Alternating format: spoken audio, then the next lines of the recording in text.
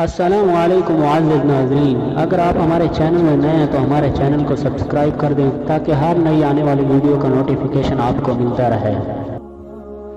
حضرت جابر سے روایت ہے کہ حضرت صلی اللہ علیہ وسلم نے انگلیاں اور پیالہ چاٹ لینے کا حکم دیا ہے اور فرمایا تمہیں معلوم نہیں کہ تمہارے کون سے کھانے میں برکت ہے۔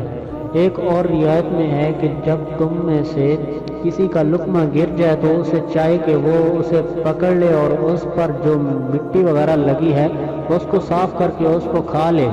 اور اسے شیطان کے لیے نہ چھوڑے اور اپنے ہاتھ کو تولیے کے ساتھ نہ پہنچے